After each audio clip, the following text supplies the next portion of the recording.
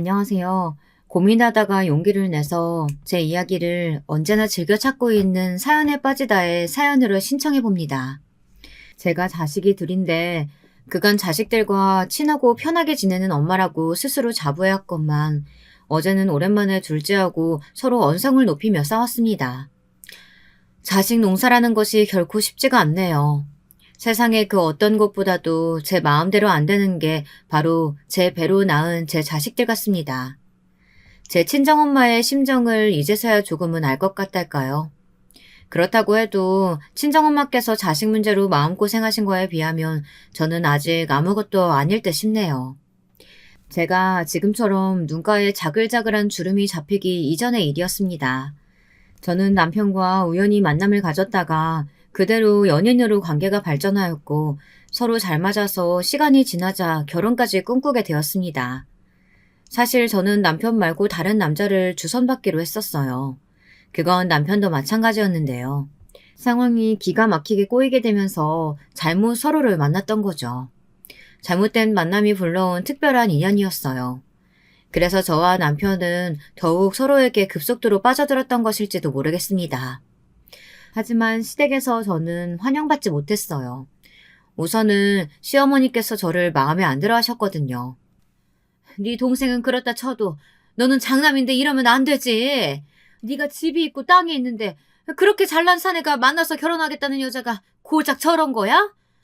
우리 집안 장남이 나를 이렇게 실망시켜도 되는 거니? 어머니, 대체 무슨 말씀하시는 거예요? 제가 집이 어디 있고 땅이 어디 있어요. 제가 모르는 부동산이 갑자기 생겨있나 보죠. 왜 없어? 넌 장남이니까 이 집이 훗날 네 집 되는 거고, 그리고 조상 땅인지 나발인지 하는 거 왜 그거 있잖아. 저는 또 무슨 말씀하시나 했더니 그런 거였어요? 어머니하고 아버지 집이지 이게 어떻게 제 집이에요.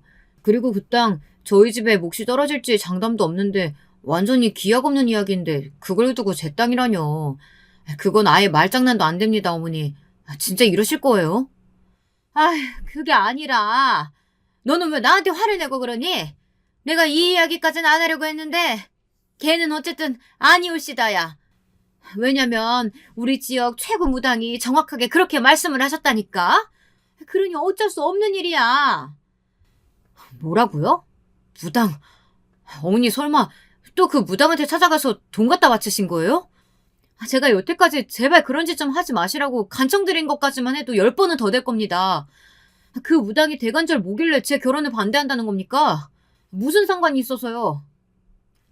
너 그거 그렇게 가벼이 여길 거 아니야. 내가 예전부터 그랬잖아. 그 무당 덕분에 내가 옛날에 큰 화를 당할 뻔했던 걸 면했다고. 보통 용하신 분이 아니야. 네 누나 늦게 결혼한 거랑 결혼하자마자 임신할 것도 그 무당이 기가 막히게끔 다 맞히셨다니까? 시어머니께서 저를 반대하시던 큰 사유로는 두 가지가 있었습니다. 첫 번째로는 바로 무당 때문이었죠. 동네에서 그 무당을 신봉하는 무리가 있었는데 시어머니께서 그 안에 포함되어 있었답니다.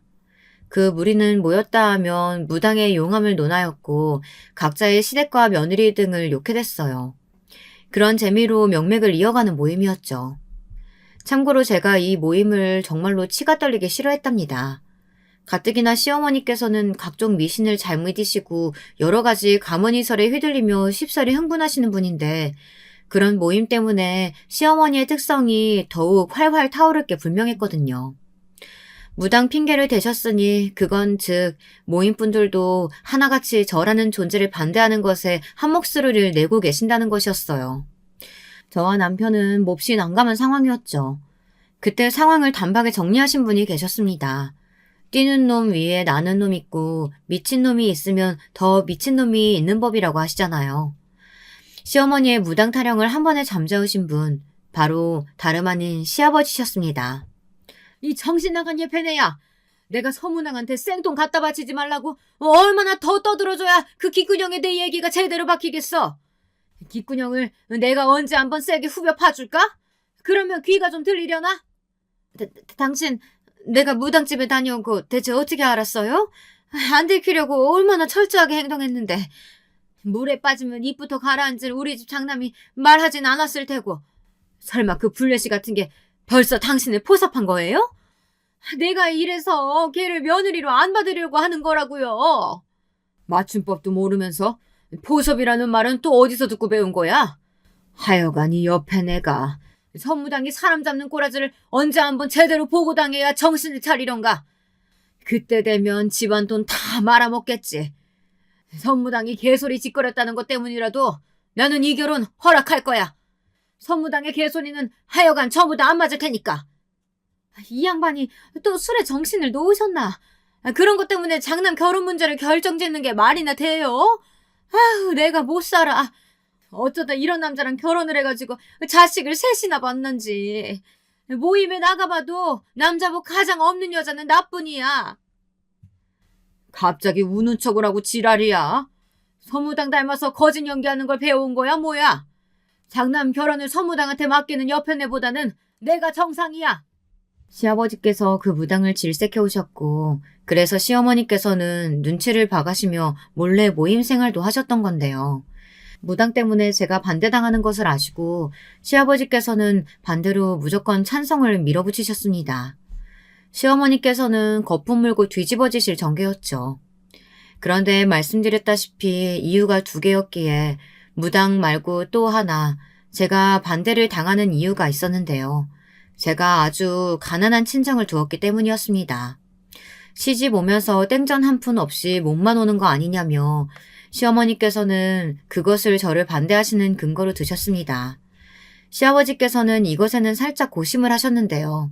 시어머니의 말씀을 따라서 굳이 이런 조건의 며느리를 드려야 하나, 장남은 더 좋은 여자 만날 수 있는 녀석 아닐까, 이런 생각을 시아버지께서 하신 것이었는데요. 그때 아주 의외의 인물이 저에게 한 표를 던져주었습니다. 아버지, 어머니, 뭐 그렇게 어렵사리 돌아가셔요. 그냥 형이 하고 싶은 대로 결혼하게 내비둬요. 평생을 형만은 아우 없다라는 속담 맞는 걸 증명해오면서 살아온 사람이 바로 우리 형 아니겠어요? 그러니까 결혼도 옳게 선택한 거겠죠.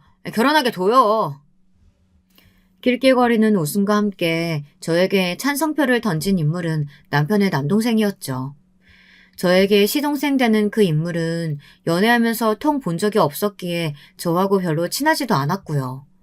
남편과 시동생이 하도 성격이 딴판이라 우애 좋은 형제가 아니었으니 자기 형을 위해서 굳이 발벗고 나섰다고 보기에는 아주 신기했죠. 그런데 그 뒤에 반전이 숨겨져 있었습니다. 시동생을 향해 제가 첫눈에 봐도 엄청 괜찮은 사람인 것 같다고 말을 해준 사람이 따로 있었던 겁니다. 시동생을 일부러 움직이게 만들었던 사람, 바로 시동생의 아내인 제 동서였어요. 나이를 보면 시동생이 일찍 결혼했다기보다는 동서가 일찍 결혼을 한 편이더라고요. 결혼 전에 시어머니께서 저에게 보이신 태도가 심상치 않았던 만큼 결혼하고 나서도 정말 힘들었습니다. 시어머니께서는 저에게 말씀 한마디를 좋게 해주지를 않는 분이셨거든요. 시댁과 집이 그나마 먼 편이어서 그 사실을 위안 삼았습니다. 만약에 거리가 가까웠다면 시도 때도 없이 갖가지 핑계를 만들어서 저를 불러내신 후 구박하셨을 거라고 생각하니 모골이 다 송연했습니다. 저도 제법 강단을 부릴 줄 아는 사람이라고 스스로 생각을 해왔건만 시어머니와는 체급이 달랐습니다. 운동 경기를 보면 체급마다 아예 선수들을 분류해 놓잖아요. 70kg 이상은 70kg 이상끼리, 50kg은 50kg들끼리. 마치 그런 것 같았습니다. 무슨 말인가 하면 시어머니와 저의 체급은 아예 다르게 느껴졌다는 겁니다. 초반에는 저도 제가 시어머니와 대적을 해볼 수 있을 것만 같다고 생각했었어요. 하지만 그것이 착각이었음을 얼마 지나지 않았을 때부터 겸허히 받아들였고요. 도저히 일반적인 논리가 안 먹히는 분이셨으니 10번이면 10번 다 제가 손해를 보는 형국이었습니다. 가끔 시댁을 갈 때마다 저는 나무 아미탑을 나는 나무다, 아무 생각도 못하는 나무라서 타격이 없다, 이런 주문을 스스로 외워야 했습니다. 안 그랬다간 시어머니의 논리 없는 무대뽀 구박에 화병이 걸려 죽을 것만 같았거든요. 남편과 결혼하기로 마음을 먹었던 죄, 찢어지게 가난한 친정을 둔 죄, 이런 죄 때문에 대가를 치르는 거라 여기며 눈물을 참는 나날을 보냈습니다. 그 망할 놈의 모임인지 뭔지 하는 것만 다녀오시고 나면 특히나 며느리들을 쥐잡듯이 하셨죠. 별것 아닌 걸로 생트집을 잡으며 소리를 지르셨고 온갖 잡일도 다 시키셨습니다. 당신의 아들들에게는 못하는 소리를 며느리들에게 다 해대셨죠. 저는 부글부글 끓는 속을 견디면서 한 가지 신기한 점을 발견했습니다. 동서 말이에요. 저보다 나이가 어리기에 금세 친자매처럼 잘 지내보자고 인사를 잘했었고 정말로 잘 지내고 있기는 했었는데 볼수록 신기하더라고요. 분명 겉으로 보기에는 여렸기 때문입니다. 잔소리 폭탄 한 번만 맞아도 눈물을 쏟을 것처럼 생겼어요. 말투도 나긋나긋했고요. 목소리도 항상 크지 않았습니다. 좋게 쳐주자면 유쾌한 성격의 시동생과는 대비가 되었죠. 동서는 조용조용했으니까요. 그런데 저는 시어머니 때문에 속이 터질 것 같아 죽을 지경일 때도 동서는 초연했어요. 그게 볼수록 신기했고 친정 부모님도 돌아가셔서 이미 안 계시다고 하던데 도대체 어떤 인생을 살아왔는지 궁금해졌습니다. 동서의 초연한 눈빛은 모르기는 몰라도 인생을 거의 다 살아서 많은 것을 알아버린 그런 눈빛처럼 제 눈에는 보였거든요. 동서에게 어느 날 어떻게 살아왔는지 가장 궁금한 사람이 바로 동서라고 하자 제가 봐온 것 중에 가장 크게 웃었습니다. 제 말이 웃겨서 웃는 거냐고 했더니 그게 아니라 제가 자기에 대해 궁금해하는 것이 즐거워서 그렇다고 했어요. 동서는 저를 처음 봤을 때부터 마음에 들어 했다네요. 무당 이야기를 시아버지께 흘린 것도 그 범인은 동서였던 거예요. 안 그랬으면 제가 시어머니의 반대에 부딪혀 끝내 결혼의 문턱을 못 넘을 것 같아서 그랬다고 했습니다. 제가 그 비화를 듣고 깜짝 놀랐죠. 설마 뒤에서 동서가 그런 일을 행했을 줄이야. 그것보다 저는 결혼 전에 시댁에 들릴 때 동서를 본 적이 없었건만 저를 알았다는 것도 놀라웠죠. 그날 어머님이 멸치 다듬어 놓으라고 시키셔서 저는 다용도실에서 계속 조용히 그것만 하고 있었거든요. 그래서 아마 제가 시댁에 와 있는 줄은 형님이 모르셨던 것 같아요. 저는 아주버님께서 데리고 오셨다는 분이 어떤 분인지 너무 궁금한 나머지 몰래 거실 쪽을 엿봐서 형님을 진작에 확인했었지만요. 어머, 그랬었어? 나는 전혀 몰랐어. 근데 동서, 내가 알면 알수록 의외성이 엄청 많이 보이는 사람이 바로 동서 같아. 본인도 그렇게 생각하지? 어린 시절도 왠지 비범했을 것 같아. 어린 시절이요? 그냥 평범했어요. 그래서 어렸을 때는 집이 무척 행복했던 것 같아요. 어린 시절의 기억이 인생에서 가장 행복했네요. 형님은요? 어렸을 적에도 지금처럼 인상이 사람 좋고 수더분하셨을까요? 에이, 내가 무슨 인상이 그래. 동서, 나 놀리는 거지. 나는 서글프게도 예나 지금이나 친정이 찢어지게 가난했기 때문에 별다른 어린 시절 추억은 없는 것 같아. 배고프고 힘들고 그런데도 부모님께든 투정 부리기 싫었으니까 자식들끼리 똘똘 뭉쳐서 배고픈 걸 잊고자 농당 따먹기나 실없이 해대고 뭐 그런 일상이었지. 거의 매일이 비슷했어. 아, 맞아. 형님은 친정 형제분들이 있으시다고 그랬죠? 오남매시잖아요. 좋겠어요. 너무 부러워요. 아유, 뭐가 부러워. 오남매 전부 성공 못하고 지지부진하게 사는 것도 재주라면 재주야. 동서는 드물게 외동이라서 형제들 많은 집은 상상도 안 되기는 하겠다. 그래도 이제는 나를 친언니처럼 여기는 거 맞지? 나도 동생은 전혀 안 친하고 앙숙이나 다름없는 남동생뿐이라 동서 같은 여동생이라면 언제든 환영이야. 고마워요, 형님. 원래 제가 상당히 무료한 일상을 보내는 사람인데 형님 덕분에 즐거운 줄 알고 삽니다. 배시시 웃는 동서의 얼굴에는 제가 그 너머를 쉽게 들여다볼 수 없는 어떤 영역이 있었어요. 그런 걸 감추고 있는 사람이라는 건 진작 알아보았으나 그 너머로 가는 문을 제가 구태여 두드리지는 않았습니다. 사람마다 각자 고요해서 어디론가 흐르지도 않는 호수 하나쯤은 마음속에 품고 사는 것이라고 여겼으니까요. 비록 괄괄한 성격의 시어머니, 술을 사랑하시는 시아버지, 능글거려서 친해지기 어려운 시동생, 명절 때만 보는데 그때마다 인상 쓰고 있는 시누이, 시댁 식구들은 모두 만만치 않았고 속이 끓을 때가 많았으나 동서가 있어서 견딜만 했습니다. 동선에는 시댁과 근처에 살았거든요. 그래서 시댁에 가면 거의 매번 동서를 볼 수 있었죠. 동서는 일주일에 2번 정도만 아르바이트를 하며 지냈습니다. 다른 날들은 모두 집안일을 하고 시댁 일을 했죠. 시댁에 봉사하며 사는 걸 아니까 벌이가 썩 좋지 않은 시동생도 굳이 동서에게 일을 하라거나 말하진 않는 것 같더라고요. 시어머니께 항상 당하고 사는 것 같아도 기색은 늘 초연했던 동서는 돈을 그렇게 적게 버는데도 늘 돈 얘기가 나올 때 무덤덤한 모습을 보여 저를 또 한 번 놀래켰던 것 같아요. 돈을 못 벌어도 저렇게 의연한 동서의 모습이 좋아 보였죠. 그리고 동서는 항상 자기를 높게 쳐주는 제가 신기하다고 했습니다. 평생 살면서 남들에게 좋은 점수를 받아본 역사가 없었는데 제가 처음이라고 했죠. 저는 동서를 저평가해온 사람이 오히려 신기한 종자들이라고 생각을 했었네요. 남편과는 잘 지냈어요. 서로가 꽤 잘 맞는 상태였습니다. 결혼 생활도 평탄하게 이어갔고요. 기다리던 임신이 되었을 때는 날아갈 듯이 기뻐서 서로를 얼싸안고 눈물을 찔끔 흘리기도 했었죠. 남편과 결혼하기를 정말 잘했다고 생각했던 순간 중 하나였네요. 하지만 저희 부부에게 안배되어 있던 것이 비극이었더라고요. 저는 만삭이었고 예정일을 며칠 앞두고 있었는데요.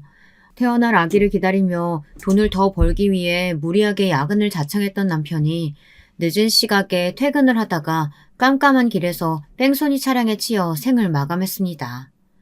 저는 믿을 수 없어서 처음에 눈물도 못 흘리고 있다 극심한 통증을 느끼며 분만실로 이송되어 갑작스럽게 아기를 출산할 때 미친 듯이 울었습니다. 세상이 떠나가라 울었던 것 같네요. 그래서 아기를 낳자마자 혼절했답니다. 모든 기력을 쏟았기 때문이었고 저는 무려 나흘이 지난 뒤에야 깨어났어요. 그리고 저는 일반 병실로 옮겨지자마자 시어머니께 뺨을 맞았습니다. 내가 이래서 너는 안 된다고 했잖아. 용한 문학이 너 반대한 것에는 다 이유가 있었던 거야. 간호사가 놀라서 비명을 지를 정도였죠. 다른 시댁 식구들은 저를 원망하는 시어머니를 아무도 말리지 않았어요. 하지만 딱 한 사람, 동서가 간신히 시어머니의 팔을 잡고 저지했습니다. 시어머니께서 몸부림치시는 바람에 동서는 바닥을 나뒹굴었으나 그래도 꿋꿋하게 일어나서 다시 시어머니를 말리더라고요. 저조차 시어머니를 말릴 수 없어서 그냥 맞을 수밖에 없었으니 동서에게 미안하고 고마웠습니다. 그 모습을 보며 저는 뜨거운 눈물을 흘렸습니다. 저는 남편을 잃었지만 시어머니께서는 자식을 잃은 것이었으니 제가 어떻게 시어머니를 막을 수 있었단 말입니까? 시어머니께서는 제가 낳은 딸을 시댁에 두고 저는 영영 꺼지라고 하셨습니다. 손자가 아닌 건 마음에 안 들지만 장남이 세상에 남기고 간 핏줄이니 애를 써보겠다고 하셨죠. 애를 써주시기를 저는 원하지 않았어요. 당연히 아기는 엄마인 제가 키우겠다고 했고요.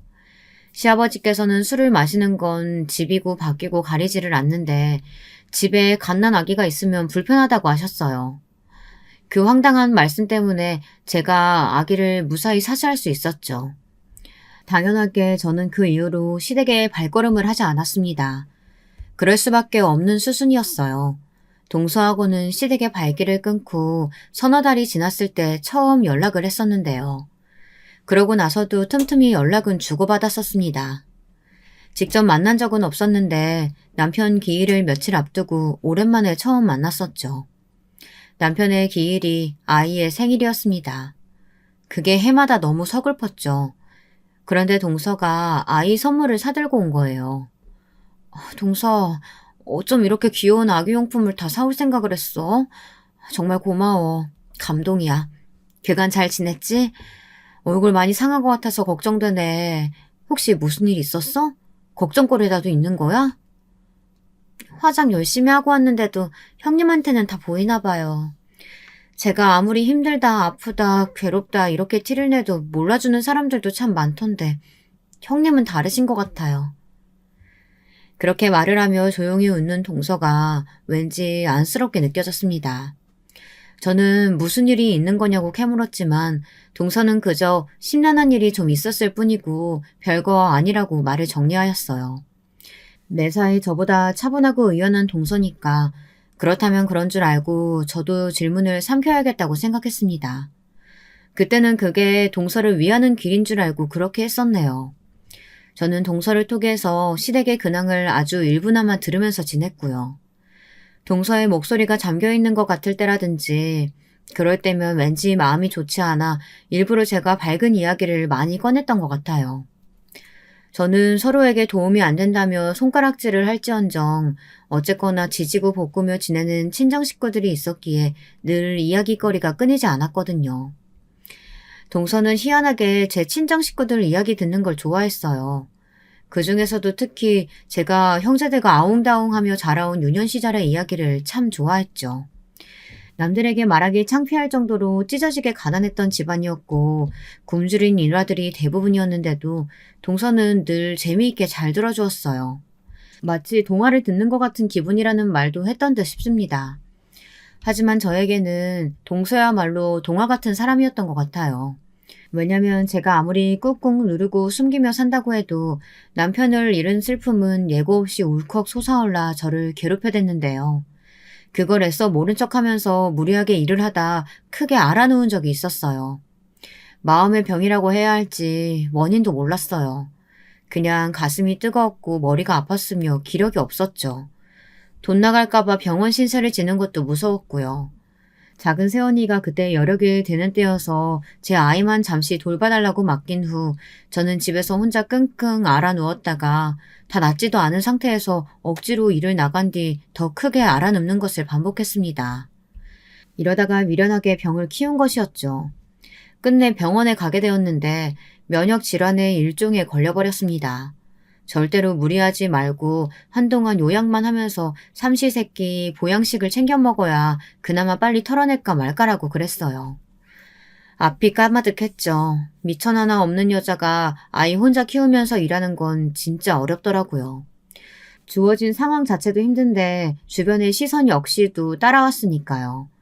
이런 것들까지 복합적으로 겹치면서 심적으로 너무 괴로웠습니다. 이때 마침 친정언니가 자궁암 진단까지 받게 되면서 아주 난리도 아니었고요. 더도 말고 덜도 말고 수중에 딱 500만 원만 아무 제약 없이 쓸 수 있는 돈이 그 정도만 있어도 행복할 것 같다는 생각이 들더라고요. 제가 하도 그런 생각을 하면서 지냈더니 동서하고 오래간만에 통화할 때 저도 모르게 그런 속마음을 잠시 내비쳤었나 봐요. 사실 저는 하도 혼이 빠져있는 터라 제가 그런 말을 했던 줄도 몰랐어요. 그런데 동서가 저한테 500만 원을 선뜻 건네주었던 것입니다. 동서, 이게 무슨 돈이야? 설마 내가 힘들다고 징징거려서 돈 마련한 거야? 나는 동서한테 신세 지고 싶어서 그런 소리 했던 게 절대 아니야. 동서도 동서의 생활이 있는데 내가 이걸 어떻게 받아? 형님은 은근히 눈치가 좋으시니까 어쩌면 아셨을지도 모른다고 생각하는데 저 사실 수중에 제 재산이 따로 있어요. 제가 쓸 수 있는 돈이 있어서 솔직히 돈에 얽매여서 걱정하며 살지는 않았어요. 그 얘기를 듣고 제가 놀랐다가 가만히 짚어보니 그간 동서가 여러 가지 이야기라든지 고민거리들 이런 걸 이야기할 때 단 한 번도 돈을 꺼낸 적이 없다는 게 생각났습니다. 그리고 동서의 말 맞다나 저는 그 순간 놀라기는 했으나 많이 놀라지는 않았어요. 어쩌면 은연중에 동서한테는 돈이 있다는 짐작을 하고 살아왔던 걸지도 모르겠습니다. 어쨌든 갑자기 이 돈을 어떻게 받나 싶었는데 동서가 하도 완강하게 해서 받고 말았죠. 너무 고마운 돈이었어요. 제가 힘들어서 무너져 내렸을 때 누군가가 대가 없이 이렇게 선뜻 도움을 주었다는 것 자체가 감동이었습니다. 그 돈으로 허튼 짓은 조금도 하지 않고 싶어서 저는 건강 회복에 힘쓰며 마음을 편안하게 지내는 것에 노력하는데 그 돈을 썼어요. 떨이 세일할 때가 아니면 안 사 먹었던 과일도 좋은 걸로 골라다가 사 먹었고요. 사치인 것 같아서 참았던 영양제 구입도 한 통 했습니다. 무엇보다 아이가 신선한 재료를 사다가 직접 아이한테 먹거리를 만들어 주었죠. 그러면서 일상의 소중함을 느꼈고요. 다시금 달리고자 하는 용기가 생기더군요. 저는 제 몸 상태를 봐가면서 다시 일을 조금씩 다니기 시작했고 적은 금액이지만 따로 돈을 모았습니다. 다 모으면 주려고 했는데 제 처지가 부족했던지라 따로 모인 금액이 200만 원이 달성했을 때 그걸 동서한테 보내주었어요. 동서, 나머지는 내가 천천히 갚을게. 형님, 안 갚으셔도 되는 돈이에요. 아시잖아요. 그런데 왜 힘들게 갚으세요? 이게 당연한 거니까. 받았으면 갚는 게 인생의 지당한 도리 아니겠어? 그러니까 내가 나머지도 꼭 갚을 거야. 이자를 내가 아직 못 쳐주고 있으니까 그게 좀 미안하다. 아, 형님은 진짜 못 당하겠어요. 어떻게 이자 생각까지 하셨어요? 하지만 원금이면 모를까 이자는 절대로 안 받을 거예요. 이건 진심이에요. 동서의 목소리에서 어마어마한 고집이 느껴지는걸? 이자 내는 것도 쉽지 않겠어. 아, 혹시 돈으로 받기 싫으면 다른 걸로 내가 이자 낼게. 여태까지 나만 동서한테 내 이야기 주저주저 많이 떠들었으니까 이번에는 내가 동서의 숨겨진 이야기 들어줄래. 어때? 그건 오히려 저한테 손해인 거 아니냐고 따져묻고 싶은데 그럴 수가 없겠네요. 저는 제 이야기를 듣고 싶어하는 사람은 세상에 아무도 없을 거라고 생각해서 과거를 가슴속에만 묻고 살아왔거든요. 제 지난 이야기 형님은 진심으로 듣고 싶으세요? 물론이지. 내가 예전에도 한번 그랬었잖아. 어떤 인생 살아왔는지 내가 가장 궁금한 사람이 바로 동서라고. 저는 그날 차마 알지 못했던 동서의 이야기를 들었습니다. 아주 한참이나 베일에 가려져 있던 동서의 친정 이야기를 접할 수 있었죠. 유쾌한 호기심으로 가득 찬 채 이야기를 듣기 시작했던 저는 어느새 싸한 가슴을 아는 채로 동서의 목소리에 귀를 기울였던 것 같아요. 다 듣고 나니까 정말 많은 생각이 들고 있었죠. 대체 사람은 저마다 얼마만큼의 이야기들을 감추며 살아가는 걸까? 이런 깊은 궁금증도 들었고요. 이틀 정도는 동서의 이야기를 곱씹느라 밤에 잠도 설쳤습니다. 선뜻 동서에게 다시 먼저 연락을 해볼 엄두가 나지 않았어요. 참으로 못나게도 제 그릇이 딱 그 정도였던가 봅니다. 그리고 며칠 뒤 동서에게 연락을 해보려고 마음을 먹었던 날 저는 연락 한 통을 받게 되었습니다. 동서가 세상을 떠났다는 부고였어요. 귀가한 직후 연락을 받은 저는 거실에서 쓰러져 통곡을 하였습니다. 지난 며칠이 미친 듯이 후회되어서였죠. 왜냐하면 동서는 스스로 생을 마감했기 때문입니다. 만약에 제가 먼저 연락을 했었다면 동서가 그런 선택을 안 했을지도 모른다는 생각에 정말 미칠 것만 같았어요. 수년간 친하게 잘 지내놓고서 동서에게 많은 도움을 받아놓고서 정작 저는 동서를 끝끝내 잘 알지 못했으며 동서를 도와주지도 못했다는 생각이 들었습니다. 동서의 마지막 가는 길은 조촐했고 단촐했으며 조용했습니다. 마치 생전에 동서가 고요하게 짓던 미소처럼 꼭 그랬습니다. 시동생은 충격에 빠진 건지 말수 많던 사람이 내내 입을 꾹 다물고 있었고요. 오래간만에 뵙는 시어머니께서는 머리가 아프시다며 계속해서 인상을 쓰고 계셨어요. 얼굴을 비친 시누이는 계속 무표정이었죠. 그리고 시아버지께서는 자꾸 혀를 끌끌대시며 술을 찾으셨고요. 저는 이 사람들이 그나마 진심으로 동서를 애도하고 있기를 눈물로 바랬습니다. 그리고 동서는 이미 떠났지만 저는 동서를 당최 어떻게 보내줘야 할지 갈피를 못 잡고 있었죠. 바로 그때부터 어마어마한 반전이 드러나기 시작했습니다. 동서가 세상을 등지기 전 저에게 남긴 것들이 있었던 겁니다. 처음에 연락을 받고서는 이게 웬 말도 안 되는 일인가 싶었습니다. 제가 생전에 연을 둔 적이 없던 법조계 분이 저에게 연락을 주신 것도 갑작스러웠는데 동서가 저에게 남긴 것을 확인하자 이게 현실이 맞는지 의심까지 들더라고요. 네? 제 동서가 제 앞으로 재산을 남겼다고요? 그걸 세상 떠나기 전에 미리 다 준비를 해놨었다뇨.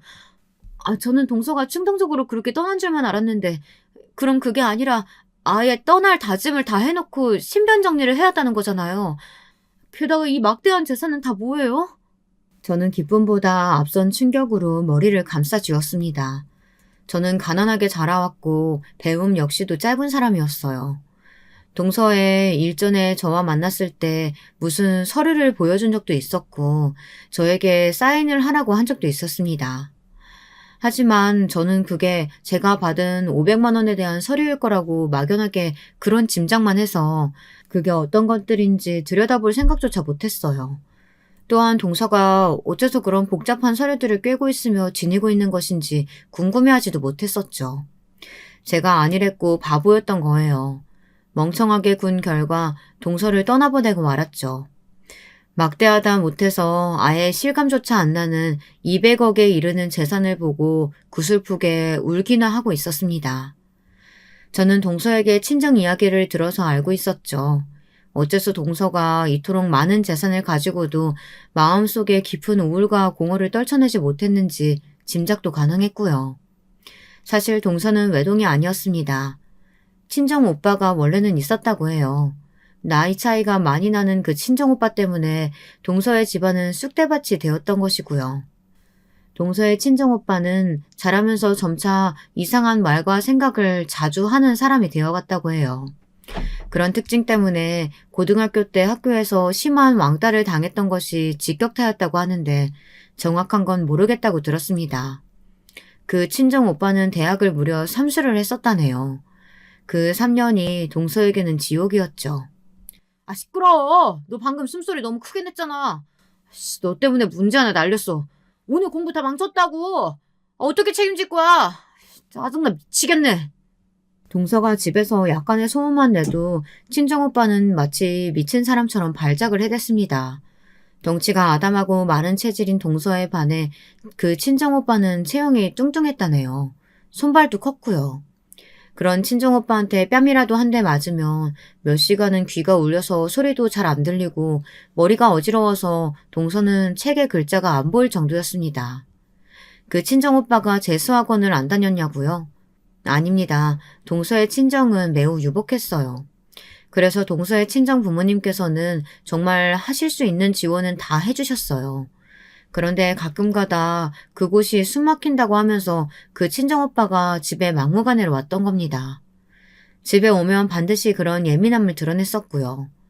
동서는 예민한 그 친정오빠에게 맞고 살면서 눈치를 보게 됐고 조용히 하는 법을 익혔고 소극적인 성격이 되어갔다고 합니다. 그 친정오빠가 집에 있을 때면 마음대로 웃는 것조차 못하는 자기 처지가 서러워서 동서는 슬펐다고 해요. 자기 오빠가 미웠기 때문에 성공하지 못했으면 이런 바라는 마음도 솔직히 있었지만 그건 아주 얄팍하게 작은 마음이었을 뿐 무조건 성공해서 좋은 대학에 들어가기를 바랬다고 합니다. 친정 부모님이 불쌍해서 그랬다죠. 하지만 결론만 먼저 말씀드리자면 그 친정오빠는 서울 소재의 중상위권 이상의 대학에 들어가는 것에 실패했습니다. 처음 재수 생활을 시작했었을 때는 의대를 목표로 하겠다고 헛소리를 했었는데 그건 진짜로 헛소리였던 것이죠. 어림도 없는 이야기였다네요. 동서의 친정 부모님께서는 절망적인 삼수 결과에 실망을 하시면서도 괜찮으니까 지방의 탄탄한 대학 아무 곳이라도 가면 될 일이라고 하셨습니다. 하지만 그 친정오빠는 기상천외한 반응을 보였죠. 지방? 지방의 아무 곳? 아무 대학? 아빠 엄마는 나를 고작 그 정도로 보시고 있다는 거죠? 나는 버리는 자식이라 이거잖아요. 네, 잘 알겠습니다. 어차피 버림받은 자식이니까 뜻대로 안 살아드릴게요. 그딴 지방 대학? 공짜로 다녀달라고 그쪽에서 저한테 절을 해도 안 가요. 나는 그런 데나 다닐 인재가 아니니까. 진작 정신 상태가 별로인 줄은 알고 있었지만 그 순간에 진짜 자기 오빠가 미친 게 확실하다는 생각이 들었다고 동서는 회상했어요. 자기 오빠가 말하는 것도 그렇지만 눈빛이 반쯤 돌아 있었다고요. 소름이 끼쳤다고 합니다. 대학도 안 가고 동서의 친정오빠는 찌꺼기 잉여 같은 생활만 계속했어요. 그때는 남자 나이 30이면 대부분 결혼을 하던 시절이었어요. 하지만 동서의 친정오빠는 나이 30일 때 무직이었으며 대학도 안 나온 고졸이었고 군대를 공익으로 다녀온 게 인생의 최대 업적이며 여자를 만나본 경험은 단 한 번도 없었습니다. 사회활동 경력 역시도 없었죠. 억지로 등을 떠밀려서 몇 번 아르바이트를 나가본 적이 있었는데 그때마다 둘 중 하나였어요. 사장하고 싸우거나 손님하고 싸우거나. 동서의 친정아버지가 한 번은 오랜 지인께 부탁을 드려 그분이 운영하시는 공장에 그 친정오빠를 보내본 적이 있었는데요. 그랬다가 어떻게 됐는 줄 아세요? 하마터면 동서의 친정아버지가 오랜 의리를 이어왔던 지인분에게 절연당하실 뻔했습니다. 그 정도였다고 해요. 그런 수준으로 동서의 친정오빠는 구제불능이었습니다. 동서의 친정 부모님께서는 그래서 재산을 감추며 사셨다고 해요. 가뜩이나 망나니 같은 아들이 재산만 믿고 거드름을 피우며 더욱 아무것도 안 할까봐 걱정이 되셨기 때문이죠. 그런 자기 부모 속도 모르는지 친정오빠는 결국 거나하게 사고를 쳤습니다. 당시에 유행하던 컴퓨터 게임에서 알게 된 사람과 현실 속에서 진짜로 만났는데 그 상대가 여자였던 거예요. 난생 처음으로 자기한테 호의적인 여자를 만난 그 친정오빠는 정신을 못 차렸습니다. 그 여자를 만나겠다고 동서의 친정 부모님께 돈을 엄청 뜯어냈습니다. 거기까지는 그렇다고 쳐요. 하지만 그 여자가 임신을 해버린 건 그렇다고 칠 일도 아니었죠. 심지어 임신 7개월이 되어서야 그 사실이 드러났습니다. 제가 부모님도 일찍 돌아가셔서 안 계시고 일가 친척 아무도 연락하는 사람이 없어요. 혼자 작은 원룸에서 살아왔고요. 아르바이트나 근근히 해왔습니다. 배가 하도 겉으로 안 나와서 임신을 늦게 알았어요. 그 여자의 자기소개에 동서와 그 친정 부모님은 완전히 말문이 막혀버렸죠. 그 친정오빠는 뭐가 그렇게 당당한지 죄송하다는 소리 한 번을 안 했다고 합니다. 가족들만 속 터질 노릇이었죠. 그 여자는 자기가 정신적으로 무척 불안한 상태라고 주장하며 다른 것보다 안정을 취하며 출산 준비를 하고 싶다고 했습니다. 혼인신고나 결혼식 같은 건 아기를 낳고 나서 천천히 해보고 싶다고 했어요. 대체 누구 마음대로 그런 것들을 다 정하는 건지 동서는 어이가 없었죠. 그 친정 오빠가 지원을 해달라고 난리를 쳐대서 동서의 친정 부모님께서는 두 사람이 함께 지낼 투룸 집부터 단기로 일단 구해주셨습니다. 번듯한 곳이었건만 두 사람을 더 좋은 곳으로 마련해줄 수는 없느냐며 툴툴거렸다네요. 자기 오빠의 기행에 면역이 되어 있었다고 생각해왔건만 동서는 피가 거꾸로 솟았습니다. 동서가 이 정도였는데 그 부모님은 어떠셨겠나요? 화병 때문에 쓰러지기 일보 직전이셨죠. 그 여자는 무사히 출산을 했습니다. 그리고 딱 일주일 뒤에 도망을 갔습니다. 그 미친 여자는 쪽지에다 사실 저는 불치병이라서 아기를 키울 수 없습니다. 하늘에서 아기를 응원할게요. 이딴 소리를 휘갈기고 떠났어요. 불치병 같은 개소리에 결국 동서의 친정엄마께서는 쓰러지고 마셨고요. 동서는 더 이상 참을 수가 없었죠. 제발 그만 좀 해. 이게 다 오빠 때문이야. 항상 세상 탓하고 세상 원망만 해왔지. 그런데 아니야. 정답은 오빠야. 오빠 때문에 다 이렇게 된 거라고. 만약 오빠만 없었잖아? 그럼 우리 가족은 정말 완벽했을 거야. 오빠라는 오점이 모든 걸 망쳐놨어. 차라리 삼수 망쳤을 때 그냥 죽지 그랬어? 그때 왜 안 죽은 거야? 그때 오빠만 죽었어도 아버지, 엄마, 나 모두가 고통받지는 않았을 거야. 오빠 때문에 우리는 친척들하고도 못 만나며 살고 있잖아. 어떻게 책임질 거야? 당장 어떻게든 책임져. 그리고 책임질 자신 없으면 차라리 죽어. 그게 가장 오빠가 이 세상에 도움되는 길이니까. 동서가 살면서 그때만큼 정신이 또렷한 적이 없었다고 해요. 그 순했던 동생이 부릅뜬 눈으로 이를 바드득 가며 말하자 그 친정오빠는 넋이 나가버렸습니다. 그러더니 이튿날 술을 마시고서 집에 불을 질렀습니다. 아기가 있는 방에서 방화를 했어요. 아기와 함께 죽을 작정이었던 겁니다.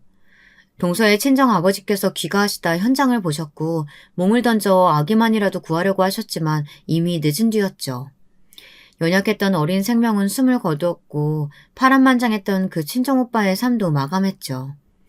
병원 생활을 하고 계셨던 동서의 친정엄마께서도 이 소식을 듣고 오열을 하셨고요. 건강 상태가 급속도로 더욱 악화되었습니다. 화재 현장에서 많이 다치셨던 동서의 친정아버지께서는 후유증을 앓다가 돌아가셨습니다. 몇 달 후 동서의 친정엄마께서도 숨을 거두셨고 이때 동서의 나이 고작 22살이었어요. 저는 여기까지만 동서의 입에서 직접 들어 알고 있었으나 친정의 재산을 물려받은 것도 그 시점이었다는 건 이제야 알게 된 바였습니다. 도저히 충격이 가시지 않던 저에게 또 하나 놀라운 반전이 날아들었습니다. 동서가 저에게 남긴 유서가 따로 있었던 건데요. 죽기 전에 저희 집 주소로 따로 붙였던 그 유서에는 상상도 못했던 전말이 담겨 있었습니다. 시동생, 인상부터 한량 같고 날티가 나더니 역시나 그랬었나 보더라고요. 동서를 두고 상습적인 바람을 피워왔다고 했어요. 자기가 편하게 바람을 피우고 싶기 때문에 동서한테 일부러 돈 벌러 나가라는 찍소리 한 번 안 한 거라고 하더군요. 동서는 시동생이 바람을 계속 피워대는 걸 알고 한 남자의 아내로서 자존심과 자존감이 동시에 박살났다고 했습니다. 심적으로 힘든 동서를 시어머니께서는 쉬지 않고 괴롭히셨고요. 심지어는 시동생이 바람을 피운다는 걸 알면서도 시어머니께서는 너는 집에서 밥이나 안 치고 살면 된다고 동서에게 거듭 강조하시며 윽박을 지르셨다고 합니다. 걸핏하면 동서의 뺨을 때리거나 발로 차기도 했으며 모욕을 주는 건 숨쉬듯이 자주 했다고 해요. 시어머니께서는 제가 남편과의 사별 이후 시댁의 발길을 끄는 이유로 더욱 악랄해지셨던 겁니다. 동서가 당한 일들을 읽으며 피가 거꾸로 솟고 있는데 시아버지의 대목에서 저는 가장 끔찍함을 느끼며 분노로 두통까지 앓았습니다. 술을 사랑하셨던 시아버지께서는 나이가 들어가심에 따라 술에 취하면 천지분간을 못하게 되셨는데 그러면서 시댁에 들렀던 동서를 향해 몹쓸 손길을 뻗치기도 하셨던 겁니다. 수치심을 느낀 동서는 살 의욕을 못 느끼게 되었고 이렇게 살아봤자 뭘 하겠냐며 죽음을 준비하게 되었던 겁니다. 형님이 갚아주신 200만 원은 제가 살면서 손에 쥐어본 돈 중에 유일하게 저를 행복하게 만든 돈이었어요. 200만 원으로 저에게 주신 행복, 그 값으로 200억을 형님께 드리고 떠납니다. 저는 가지고 있어봤자 단 한순간도 행복해본 적이 없던 돈이에요. 부디 이 돈으로 저 대신해서 그 사람들에게 복수해 주시겠어요? 제가 마지막으로 부탁드려요. 저에게 망설일 이유 따위는 존재하지 않았습니다. 동서가 떠난 날짜부터 3개월을 꼬박 깊은 슬픔으로 경건하게 애도의 기간을 가진 저는 움직이기 시작했어요. 복수의 때였습니다. 돈의 힘이란 대단하더군요. 전문가들을 수족처럼 부릴 수 있으니 말입니다. 사람을 써서 알아보니까 시동생에게는 정말로 여자가 있었는데 동서가 세상을 떠나기 전부터 만남을 이어왔던 한마디로 상간녀였어요. 웃긴 건 그 상간녀 이전에 또 다른 상간녀들도 있었고요. 시동생 놈이 아주 말종이었던 거죠. 상간녀가 성미가 급하고 귀가 팔랑거리는 사람이라는 정보를 입수했습니다.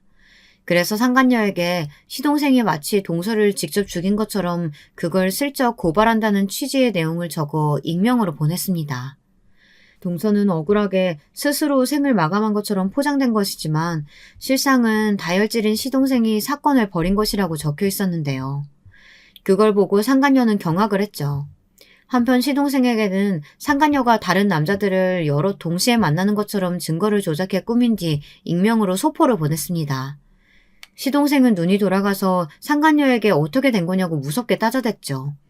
그러자 상간녀가 어떻게 했냐면 도망갔습니다.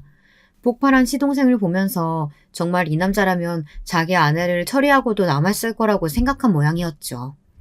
짐을 싹 다 챙겨서 아예 잠적했어요. 동서가 지고지순한 여자라서 골랐다고 했던 시동생은 소유욕 같은 게 강한 남자였습니다. 상간녀가 사라지자 분노했는데 그때 맞춰서 제가 돈으로 준비한 꽃뱀을 보내주었어요.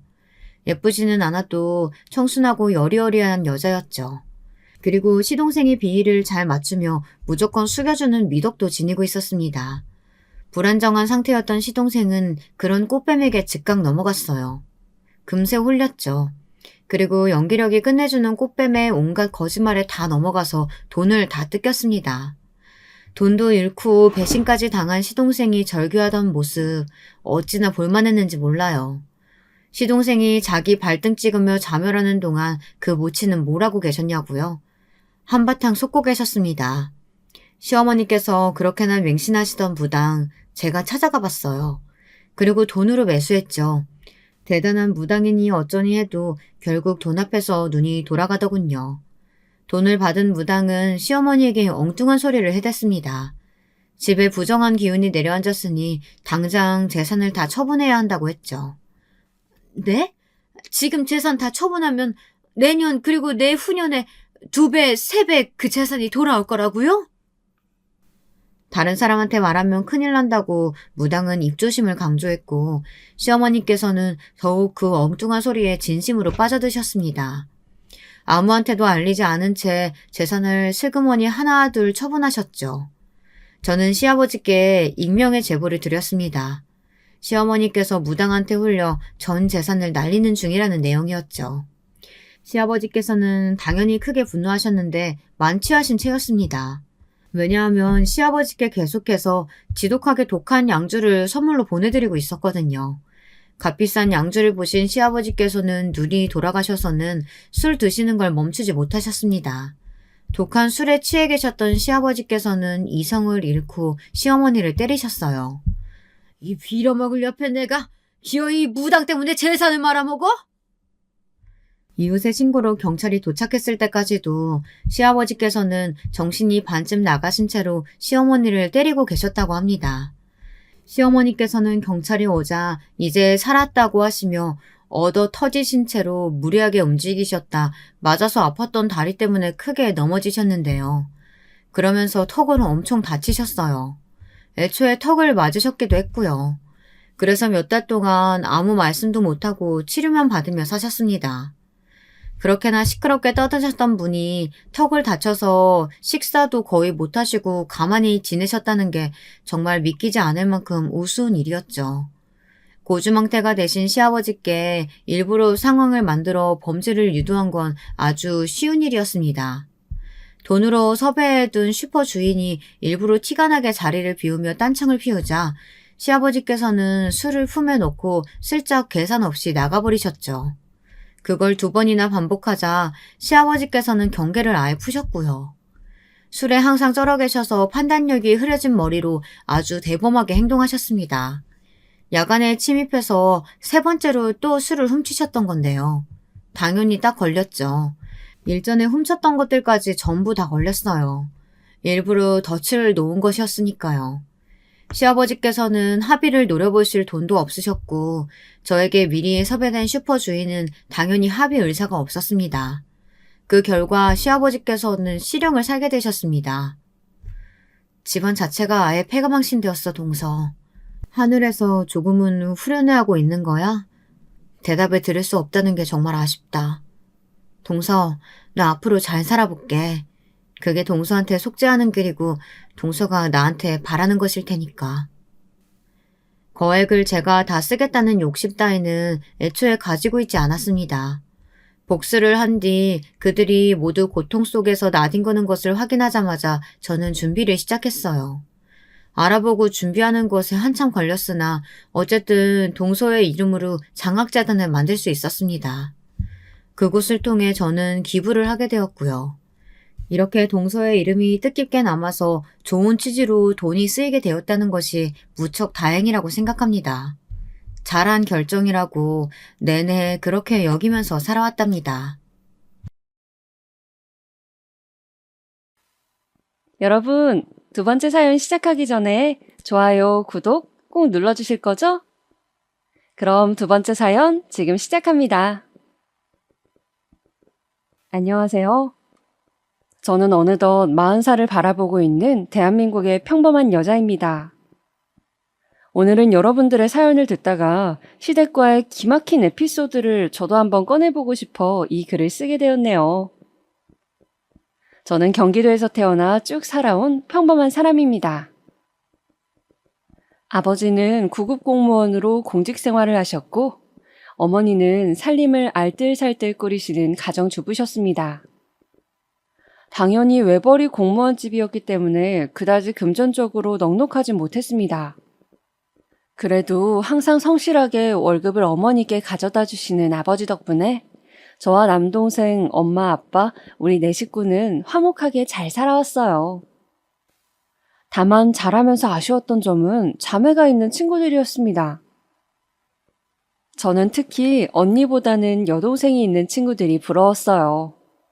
여동생이 있어서 미주알 고주알 모든 일을 함께하고 이야기를 나누면서 지내는 친구들이 한없이 부러웠죠. 남동생은 너무 말이 없어 재미가 없었거든요. 그렇지만 그것 말고는 제 생활에 나름 만족하면서 학창시절을 보냈던 것 같아요. 나이가 들고 고등학생이 되자 저는 제 진로 고민을 시작했습니다. 뭘 하고 싶은지 정확하게 정해놓은 것이 없이 공부만 하다 보니 막상 고3이 되자 너무 고민이 되더라고요. 앞으로 어떤 직업을 가지고 어떤 삶을 살아야 할지 제 스스로 학교를 벗어나 제 삶을 결정한다는 게 굉장히 어려운 선택으로 느껴졌죠. 그러다 문득 제가 아버지를 존경하고 있다는 것을 깨닫게 되었습니다. 매일 아침 8시에 출근하시고 저녁 6시에 퇴근하시며 시계추처럼 하루를 쌓아오신 아버지의 성실함이 대단하게 느껴지고 저도 하루하루 그렇게 일상을 쌓아가고 나라를 위해서 제 작은 힘이나마 보태는 그런 삶을 살고 싶었습니다. 다행히 성적이 나쁘지 않아서 요즘 말하는 인서울대학을 진학하려고 하는데 고3 담임 선생님께서 그러시는 거예요. 근데 수영아, 나중에 공무원이 되고 싶다고 했지? 혹시 경찰 공무원은 어떠니? 네, 경찰 공무원이요? 어때? 평소에 리더십 있고 성실한 모습을 보면 좋은 경찰이 될 수 있을 것 같은데 한번 고민해보지 않겠니? 경찰. 저는 경찰도 공무원이라는 생각을 해본 적이 없었어요. 그렇게 생각해보니 체육 시간에 주장을 맡아 경기를 승리로 이끈 적도 있었고 경찰에 대한 로망도 가지고 있었어요. 이 길이 꽤 저한테 맞을 것 같은 생각이 들더군요. 그렇게 저는 경찰 행정학과를 진학하게 되었습니다. 경찰의 꿈을 품고 대학에 가자 고등학교 때보다 더 타이트한 스케줄이 기다리더라고요. 대학 수업을 다니면서 저는 20살이 되면 꼭 해보고 싶었던 카페 아르바이트를 시작했습니다. 그리고 그곳에서 마치 운명처럼 지금의 남편을 만나게 되었죠. 남편은 저와 같이 아르바이트를 하던 제 인근 대학교 경영학과 학생이었는데 저와 동갑내기 20살이었습니다. 같이 일을 하다가 정이 들어서 군대 갈 때 격려도 해주고 전화도 받아주고 하다 보니 군대 제대하기 전에 우리는 사귀는 사이로 발전해 있었어요.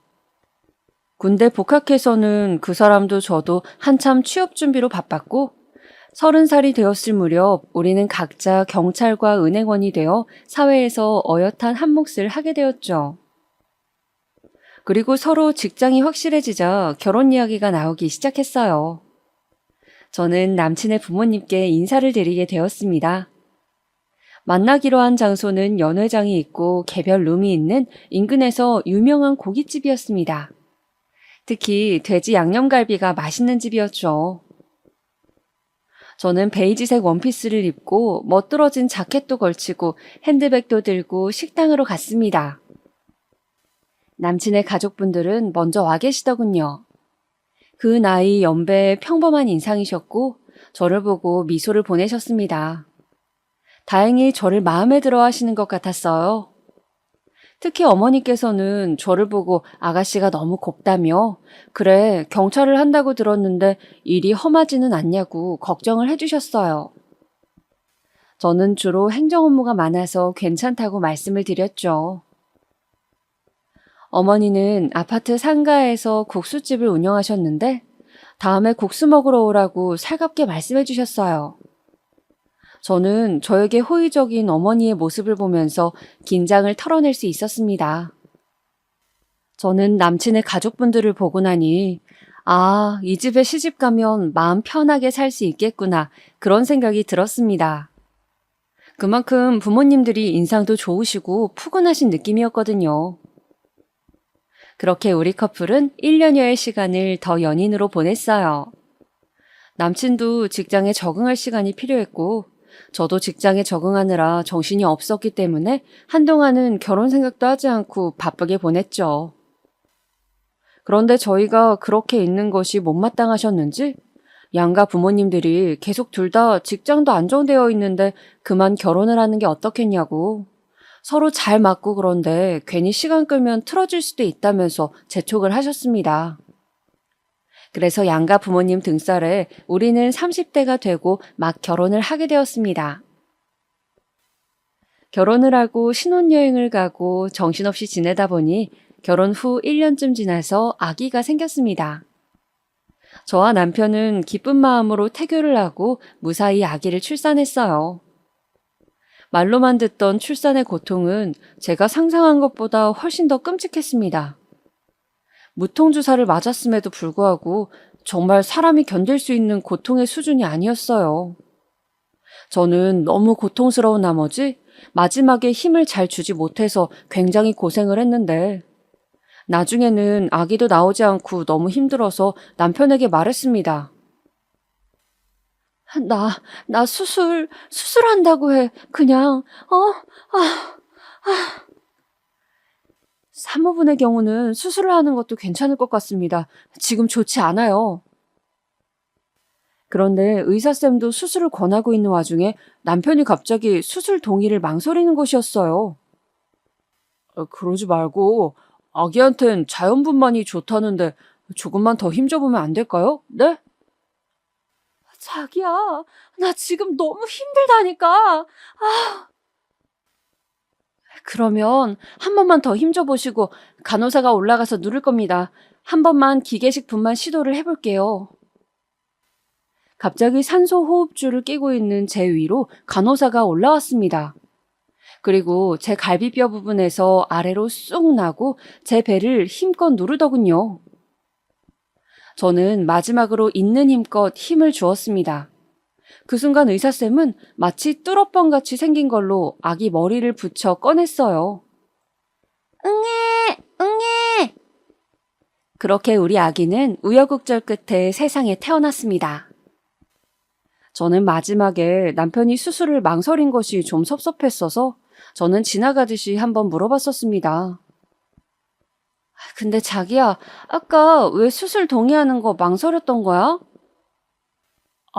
그게 실은 엄마가 점을 보시는 용한 점집이 있는데 우리 아기가 자연분만하고 수술을 할 때 팔자가 많이 달라진다고 해서 무조건 자연분만해야 된다고 했나 봐. 아기한테 수술해서 태어나면 되게 안 좋다고.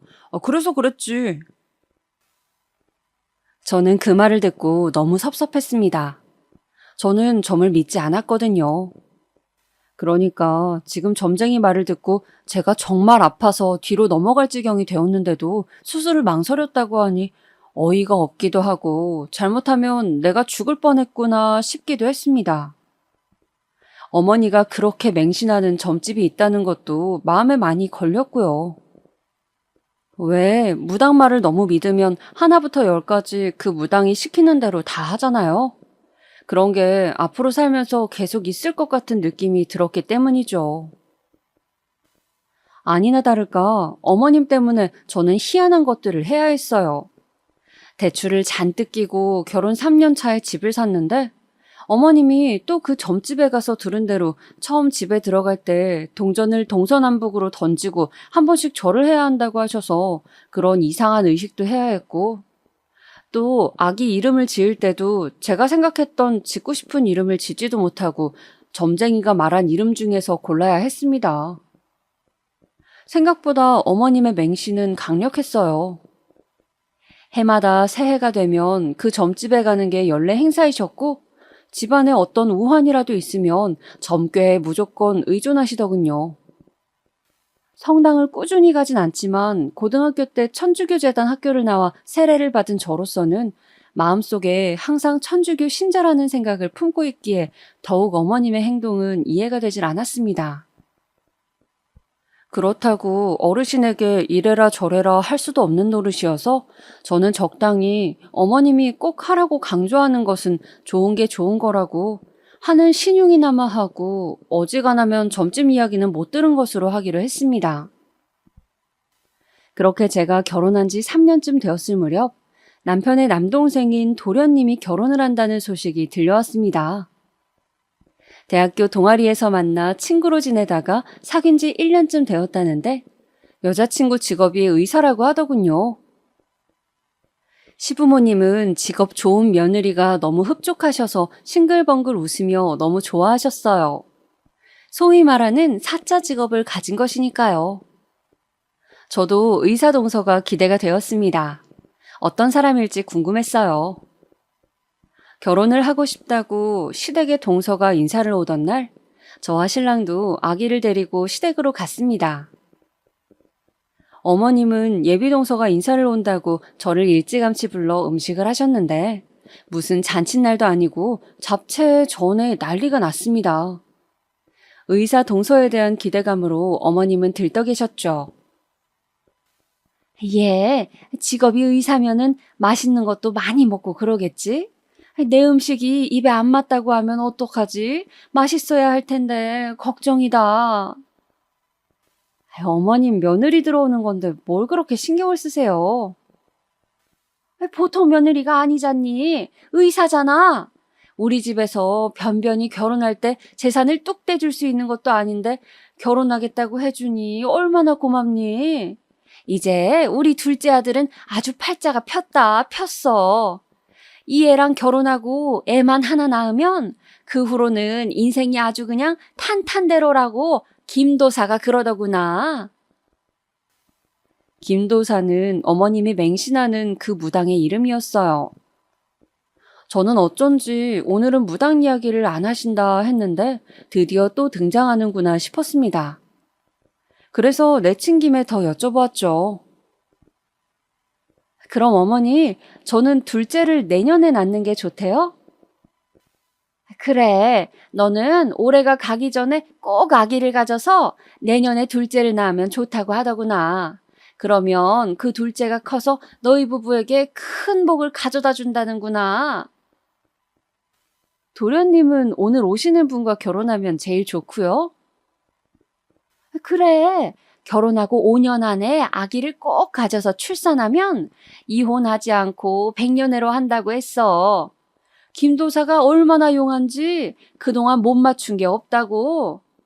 그렇게 너희와 둘째네 앞길 좋게 만들어주고 나면 나는 이번 생에 내 할 도리는 다 한 거라고. 그 후부터는 마음 편한 노후를 보내면 된다고 하더구나. 저는 무슨 하늘의 계시라도 받은 듯한 어머님의 비장한 태도에 더욱 어이가 없었습니다. 어떻게 점을 적당히 믿어야지 저렇게 맹신할 수가 있는지. 아무튼 그렇게 전을 뒤집고 나무를 묻히고 난리 부르스를 춘 다음 드디어 예비 동서가 도착했습니다. 띵동. 어서 와요. 실례하겠습니다. 등장한 동서는 호리호리한 몸에 의사다운 지적인 외모를 가진 사람이었습니다. 저는 괜히 의사라고 하니 그런지 몰라도 똑똑해 보이는 사람이라는 생각이 들었죠.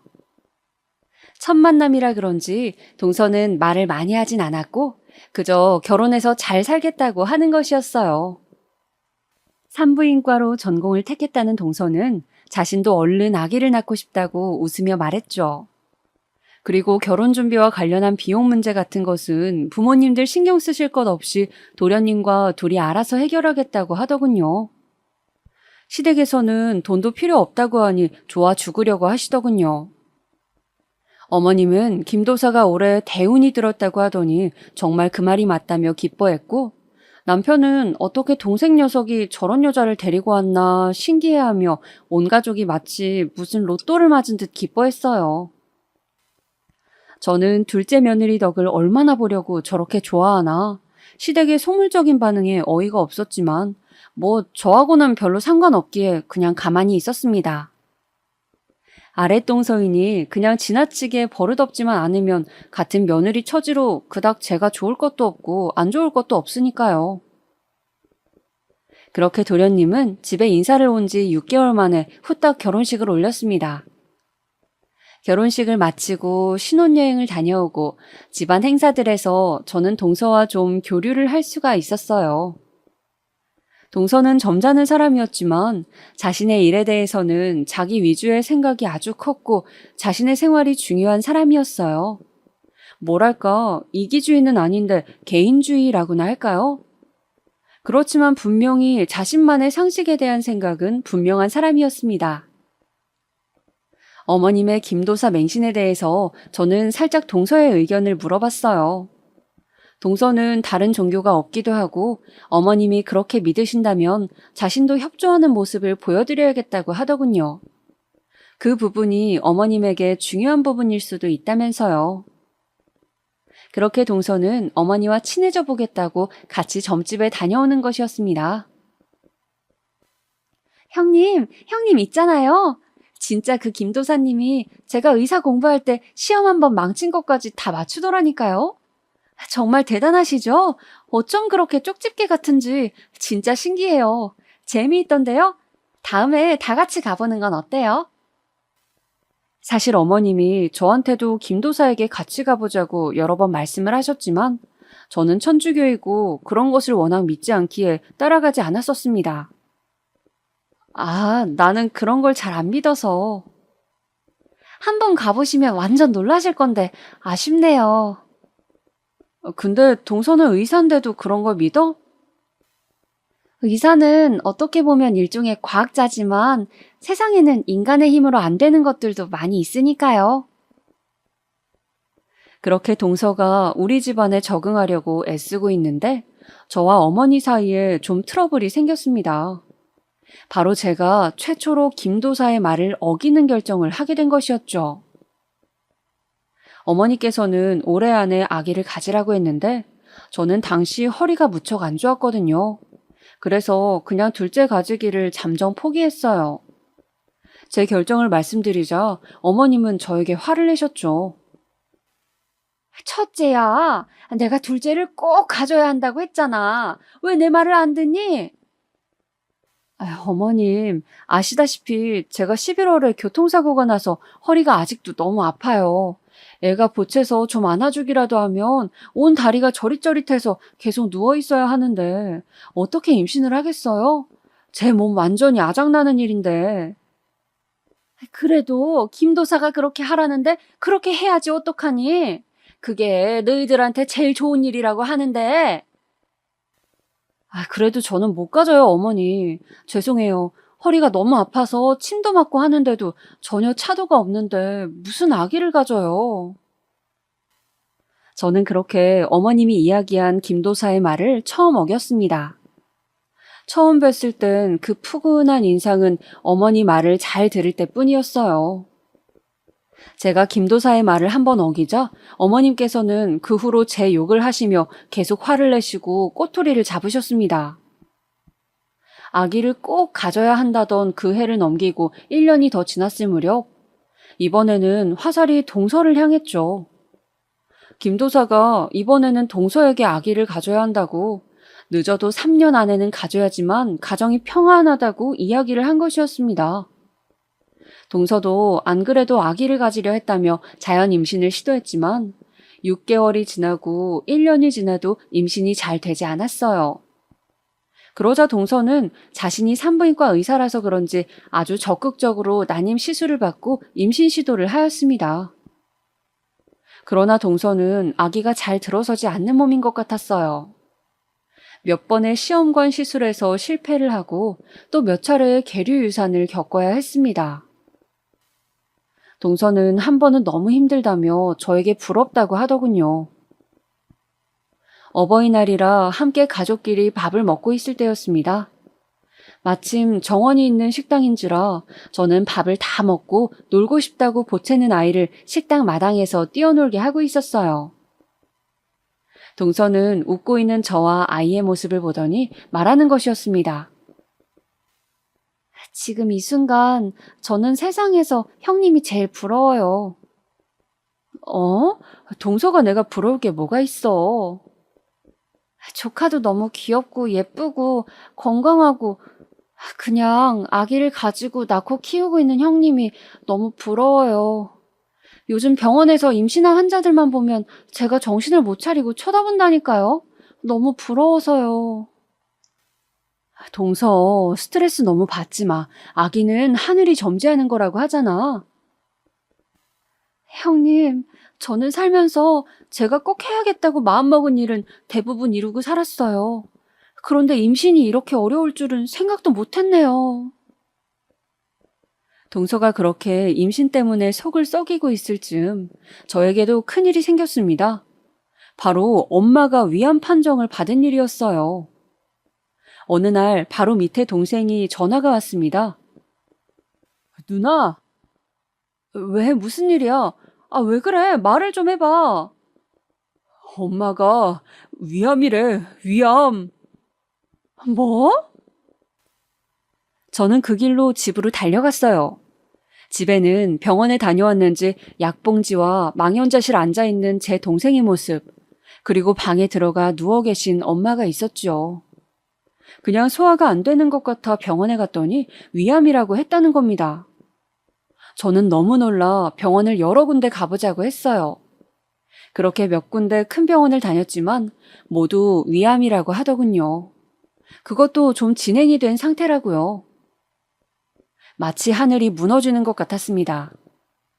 이제 겨우 저 시집 보내고 손주 커서 학교 가는 거 볼 날만 기다렸는데 평생 고생만 한 우리 엄마가 암이라니. 저는 한동안 엄마를 돌보는데 제 모든 노력을 다했어요. 좋다는 것을 구해서 드리고 수시로 집에 들러 먹을 것을 챙기고 병원 갈 때마다 모시고 갔죠. 그런데 하루는 시댁 가게에 들렸더니 시어머니가 그러시는 거예요. 아가, 요새 바쁘니? 한 번씩 나와서 가게 일도 돕고 하더니. 아, 어머니, 제가 말씀을 못 드렸죠? 저희 어머니가. 아, 그거라면 들었다. 편찮으시다고?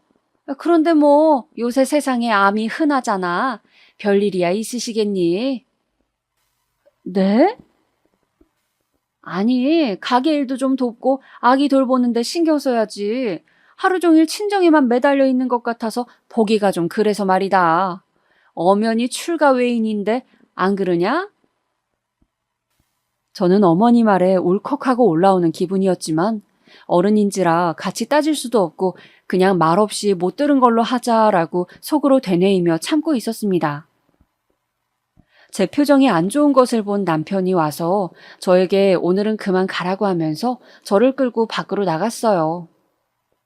저는 저를 붙잡고 나가는 남편도 그 순간 너무 미웠습니다. 당신은 당신 어머니가 저런 막말을 하는데 어떻게 나만 끌고 나올 수가 있어? 자기야, 기분 안 좋은 건 알겠는데 당신 어머니가 뭐야? 그리고 우리 부모님이 아직 장모님이 심각한지 잘 모르셔서 그래. 가벼운 암들도 많잖아. 그런 건 줄 아시는 거야. 좋게 생각하자, 어? 그래도 그렇지. 어떻게 아픈 우리 엄마에 대해서 그렇게 말씀하실 수가 있어? 미안해, 자기야. 섭섭한 마음 이해해. 내가 사과할게, 어? 저는 간신히 섭섭한 마음을 추스르고 남편의 사과를 받았죠. 엄마는 완전 말기는 아니었지만 후기에 해당했고 이미 전이가 조금 되어 있다는 소견을 받았어요. 수술을 하기로 했는데 수술 당일에 초조하게 기다리고 있던 저에게 더 힘든 소식이 들려왔습니다.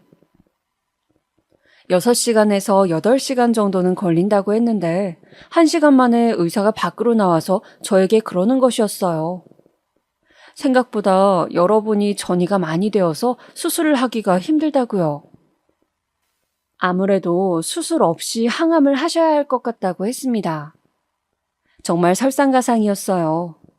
제가 생각한 것보다 엄마는 더 상태가 안 좋았습니다. 아버지가 엄마를 간병해야 하는 상황이 길어지면서 친정의 형편은 더 안 좋아졌어요. 당장 남동생도 아직 대학생이었고 돈이 빠듯한 상황이었죠. 저는 제가 모아두었던 비상금을 일단 아빠에게 드렸어요. 결혼하면서 가지고 갔던 돈이었죠. 급한 병원비 이걸로 일단 쓰고 생활비에도 보태라고 1,000만 원을 드렸습니다. 아빠는 이런 돈을 내가 너한테 줘야 하는데 미안하다고 눈물을 보이셨어요. 저도 아빠 손을 붙잡고 함께 울었죠. 우리가 함께 노력하면 엄마는 꼭 좋아지실 거라고 저는 그렇게 아빠를 붙잡고 눈물을 흘렸습니다. 그렇게 엄마는 수술을 하지 못하시고 항암 치료를 시작했어요. 날이 갈수록 수척해지고 머리도 빠지는 엄마를 보면서 제 마음도 찢어져 갔습니다. 항상 여자는 나이가 들수록 머릿결 관리가 중요하다며 신경 쓰시던 엄마였는데 머리숱이 거의 없어지자 항상 모자를 쓰고 계시는 엄마의 모습이 너무 마음이 찢어지는 것 같아. 저는 엄마 병문안을 다녀오는 날이면 그렇게 지하철 화장실에서 울고 또 울었습니다. 정말이지 제 인생의 본질이 고통이라고 하지만 이렇게 괴롭고 힘들 줄이야. 저는 이 시간이 어서 지나가기를 빌고 또 빌었습니다. 그러나 저의 바람과는 달리 적극적으로 치료를 하는데도 엄마는 급속히 안 좋아지셨어요. 나날이 쇠꼬챙이처럼 말라가고 식사도 편하게 하시지 못했죠. 저는 엄마를 생각하며 울고 지내는 날이 많았습니다. 시댁과 남편이 뭐라 하든 안중에도 없었어요. 내 부모, 배 아파 저를 낳고 키우고 돌봐준 엄마가 지금 돌아가실지도 모른다는 생각을 할 때마다 그 사람들이 무슨 말을 하든 상관없었고 오직 엄마 생각만 날 뿐이었습니다. 그렇게 반쯤 넋을 놓은 채로 지내고 있는데 하루는 시어머니가 저를 끌고 한의원에 데리고 가더군요. 어머니, 한의원은 왜 가는 거예요? 둘째 아기 잘 들어서라고 보약 한 제 지으려고 한다.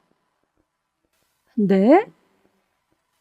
아이, 내가 점집 가서 점괘를 보니까 말이다. 둘째가 빨리 아기를 가져야 한다는구나. 네가 아기를 안 가지는 바람에 우리 집안 기운이 다 빠져나가고 있대. 그래서 둘째가 아기를 가져야 그 기운이 돌아온다고. 그 아이가 우리 집안을 일으킬 아기라는구나. 그래서 둘째 몸 좀 따뜻하게 할 수 있는 한약 지으러 간다. 어머님 죄송하지만 혼자 가시면 안 될까요? 제가 지금 그런 걸 신경 쓸 정신이 아니에요. 김도사가 그랬어. 꼭 너를 데리고 가라고. 그래야 너한테도 좋고 둘째한테도 좋다고 말이야. 그리고 산 사람은 살아야지. 어차피 곧 가실 양반한테 그렇게 마음 쓰고 힘들어하면 뭐하니? 네? 지금 뭐라고 하셨어요, 어머니? 우리 엄마 아직 안 죽었어요. 살아 계시다고요. 사과하세요. 지금 하신 말씀. 어떻게 그런 말씀을 표정 하나 안 바뀌고 하시는 거예요? 저는 순간 악에 받쳐 소리를 질렀습니다. 어머니는 소리를 지르는 제가 창피했던지 저를 끌고 한의원 밖으로 나와 화를 내셨어요. 아니, 그러면 네 할 일은 하나도 안 하고 친정부모에 미쳐서 있는 너를 언제까지 내가 봐주니? 제 할 일이 뭔데 그러시는 거예요? 뭐긴 결혼했으면 그 집안이 잘 되도록 힘써야지. 집에서 밥만 축내고 친정 쏘다니는 게 네 할 일인 줄 아니? 어느 정도껏 돼야 넘어가지. 누구나 집에 아픈 환자 한 명쯤은 있어. 왜 이렇게 유난이야? 탁! 저는 너무 화가 나서 어머니의 손을 뿌리치고 그 자리에서 나와버렸습니다. 그날 저녁이었어요.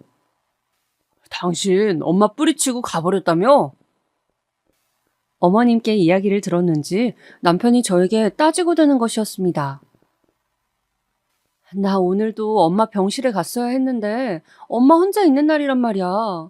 근데 동서 한약 짓는데 왜 나를 데리고 가시냐고. 어머니 진짜 왜 그러신데? 아니, 나이 든 양반이 점을 좋아하니까 그 점쟁이가 하는 말을 좀 믿고 따라할 수도 있는 거지.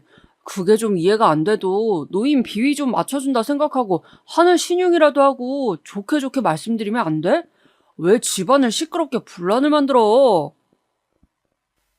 당신 지금 말 다 했어? 지금 이 상황이 내가 분란을 만든 거라고? 분란을 만드는 사람이 누군데 그래? 저도 남편에게 질세라 악에 받쳐 소리를 질렀습니다. 남편은 제가 악다구니를 쓰며 대들자 고개를 절레절레 흔들며 옆방으로 가버리더군요. 저는 친정엄마가 아프자 시댁 식구들과 남편의 태도를 보고 정말 결혼을 후회했습니다. 아무리 그래도 내 부모가 이렇게까지 아프다는데 어떻게 이런 식으로 할 수 있는지 정말 좋게 생각해 보려고 해도 용납이 안 되는 모습들이었습니다. 그 후에도 친정엄마 때문에 시댁과 또 트러블이 있었습니다.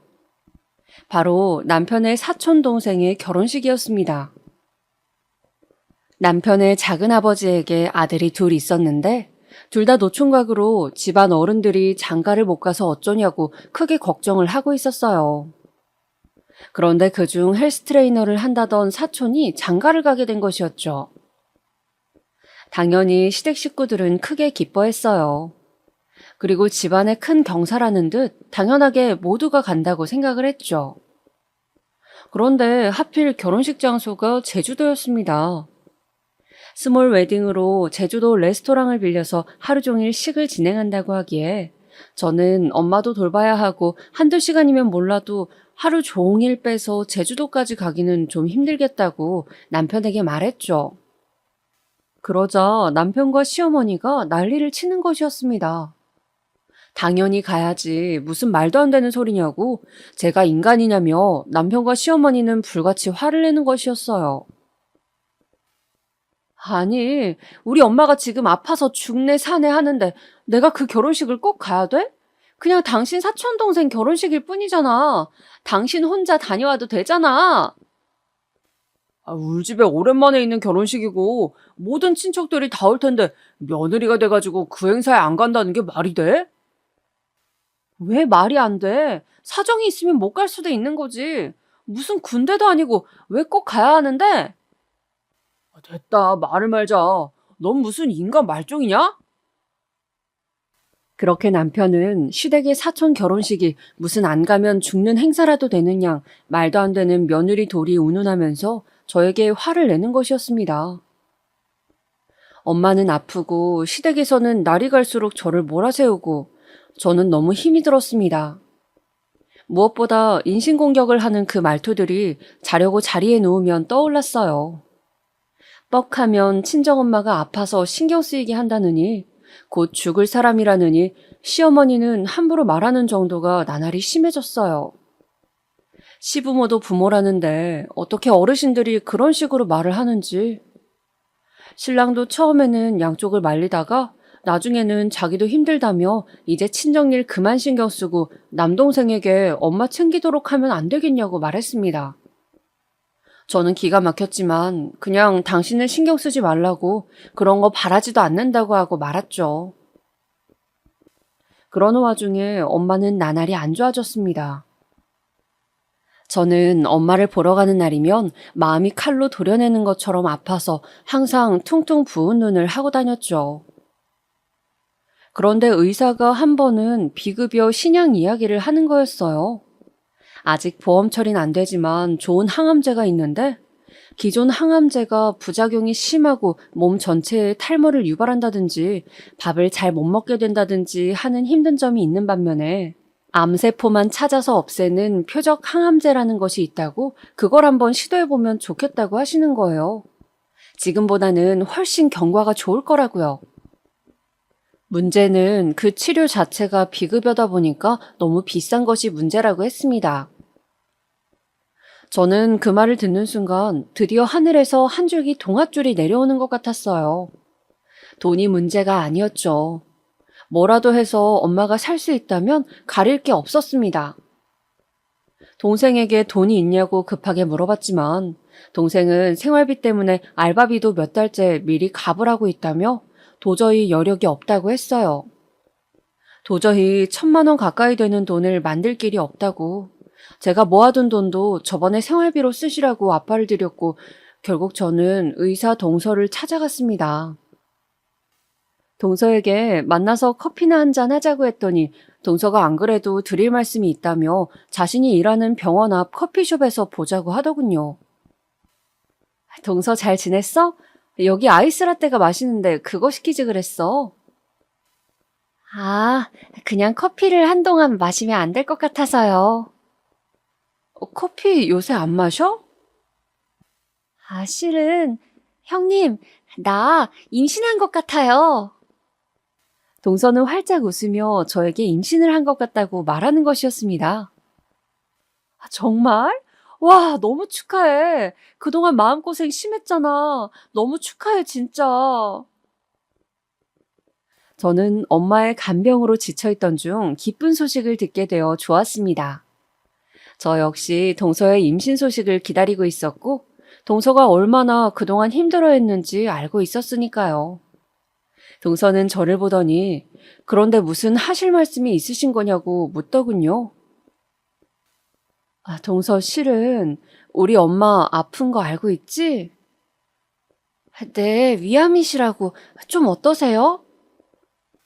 그것 때문에 내가 꼭 써보고 싶은 약이 있는데 그게 비급여라 너무 비싸서 돈이 좀 필요해. 남편은 그 돈이 없을 것 같고 혹시 나한테 돈 좀 빌려줄 수 있을까? 시댁 식구들한텐 비밀로 하고 말이야. 그런 일이라면 당연히 제가 도움이 되어드려야죠, 형님. 정말 힘내세요. 네? 고맙게도 동서는 자신이 모아둔 비상금이 있다면서 저에게 선뜻 돈을 빌려주었습니다. 저는 동서에게 빌린 돈 이외에도 약값이 계속 들어갔기 때문에 신랑 몰래 대출을 받았습니다. 당시에는 남편에게 말도 없이 대출을 받는 것이 두렵지도 않았습니다. 이판사판이었죠. 대출을 받겠다고 말하면 또 얼마나 시어머니와 함께 친정에 신경 그만 쓰라는 둥 그런 소리를 할지 뻔했기 때문에 말하고 싶지 않았습니다. 다행히 제가 경찰 공무원이라 대출은 쉽게 나왔죠. 비싼 약을 맞고 엄마가 어서 툭툭 털고 일어나시길 비는 마음만 간절했습니다. 그러나 저의 이러한 노력이 무색하게 엄마는 결국 세상을 떠나셨습니다. 마치 미라처럼 바싹 마르셔서 말이죠. 오히려 그동안 많이 울어서인지 엄마의 임종 순간에는 눈물이 나지 않았고 그저 비현실적으로만 느껴졌어요. 만지면 바스라질 것 같이 뼈만 남은 엄마의 손을 잡고 그저 엄마의 눈을 한없이 바라봤습니다. 평생을 자식 키우느라 뼈 빠지게 고생한 우리 엄마. 죽는 순간까지도 남편 걱정, 자식 걱정만 하는 우리 엄마. 저는 엄마의 마지막 모습을 오래오래 눈에 담아두고 싶었습니다. 마지막 순간에 엄마는 저를 바라보며 제 행복을 기원하셨어요. 그리고 아주 중요한 말씀을 해주셨죠. 제 가슴에는 엄마가 남긴 유언 한마디가 깊숙이 새겨졌습니다. 수영아, 너 자신을 위해 살아. 그 누구도 대신 살아주지 않는 네 인생이란다. 네, 엄마. 저 그렇게 할 거예요. 저 자신을 위해서 살아갈 거예요.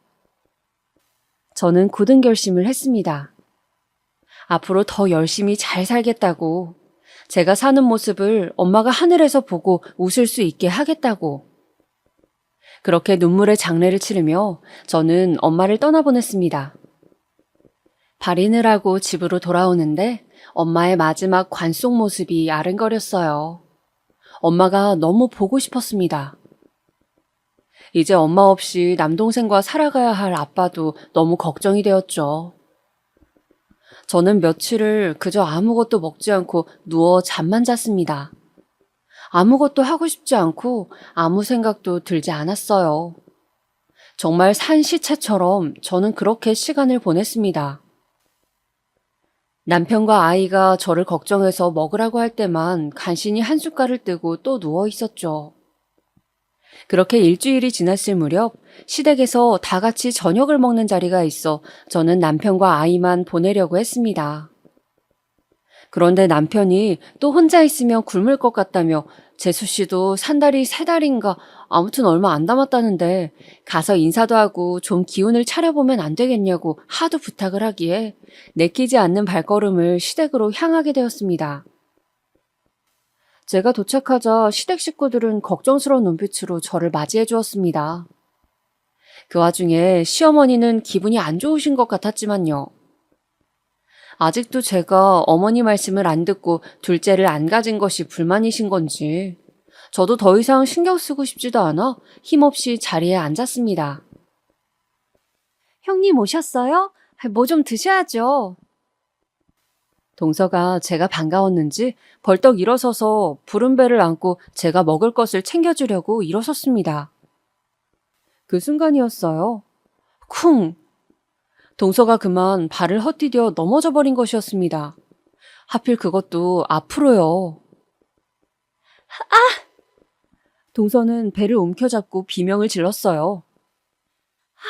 배가 119 불러줘요. 동서는 신음소리를 내며 땀을 뻘뻘 흘렸고 모두가 너무 놀라 혼비백산해서 구급차를 불렀습니다. 동서는 그렇게 구급차에 실려갔어요.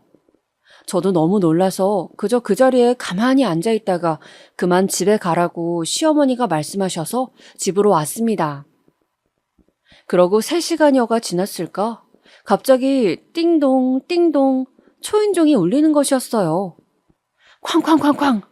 누군가 우리 집 문을 세게 두드리는 소리도 들렸습니다. 누구세? 너 때문에 네가 악기를 달고 와서 우리 손주가 나가 죽어. 갑자기 달려든 시어머니가 제 머리채를 잡았습니다.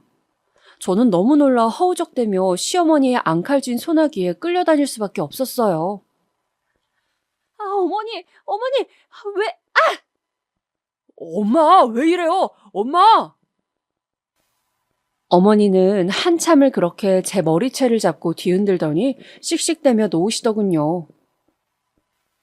유산했단다. 김도사가 안 그래도 한동안 널 집에 들이지 말라고 했거늘 다들 안쓰럽다고 기어이 불러서는 둘째가 그렇게 힘들게 가진 아기 유산했다고. 다 너 때문이다. 집안 말아먹으려나. 어머니는 그렇게 계속 악다구니를 쓰셨습니다.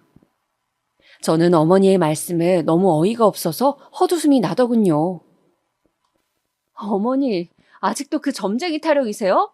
그래서 돌아가신 우리 엄마가 악귀가 되어서 동서 아기를 데려갔다는 거예요, 지금? 그걸 말이라고 하세요? 어떻게 부모 잃은 제 앞에서 그런 말씀을 하실 수가 있어요, 어머니.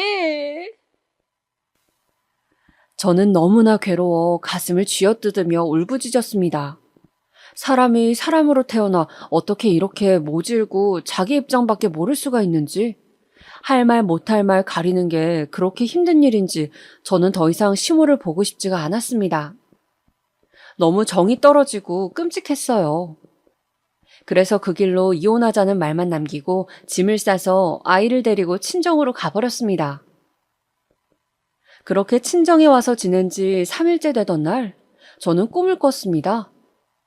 꿈속에는 돌아가신 어머니가 희한하게도 무당옷을 입고 점집처럼 보이는 곳에 앉아 계셨어요. 그런데 어머니는 저에게 자꾸 자신이 입은 옷을 가리키는 거였습니다. 저에게 뭔가 이야기를 하고 싶으신 것 같았어요. 저는 엄마를 부르다가 그만 잠에서 깨고 말았습니다.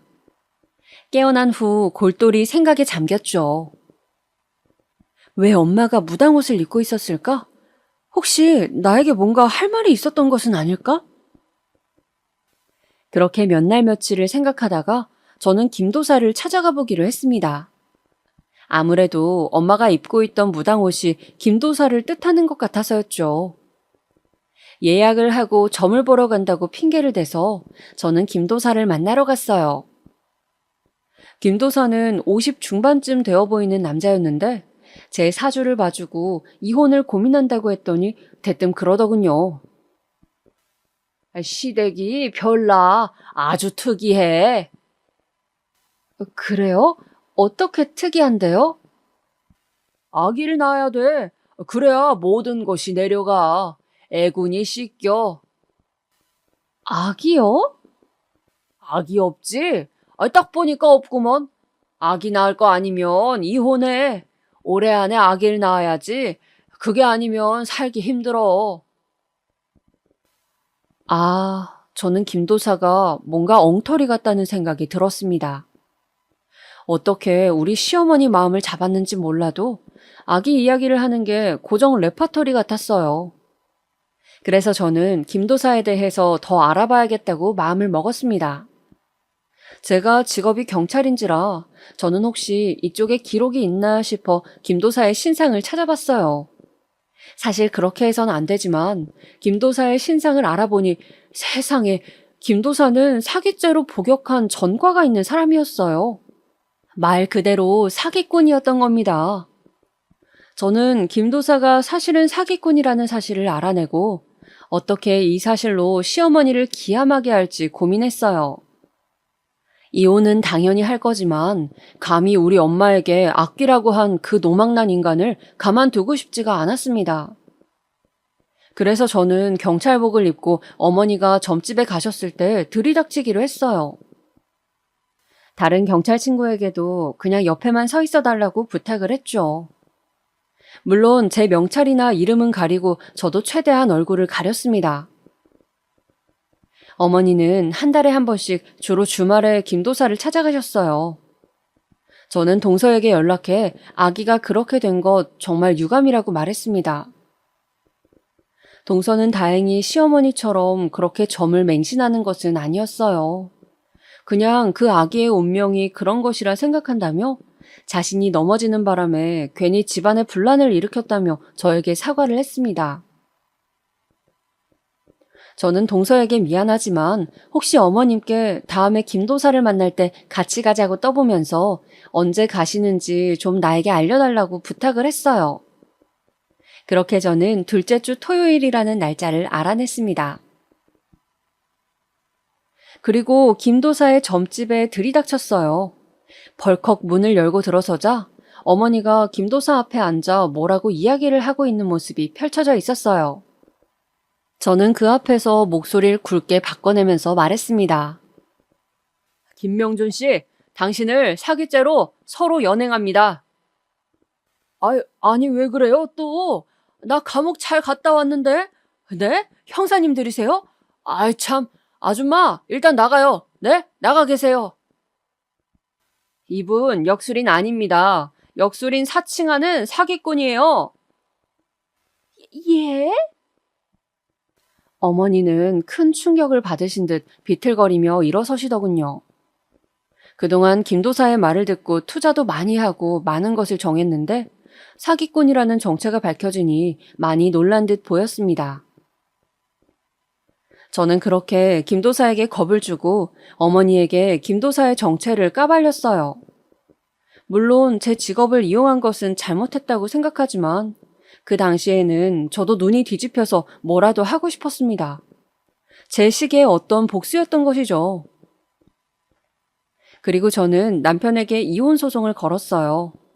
그동안 점을 맹신하는 시어머니에게 구박을 당한 점과 남편이 이를 방관했다는 점, 친정엄마가 아플 때 언행까지 모조리 말해 위자료를 받아내고 양육권, 친권을 모두 가지고 왔습니다.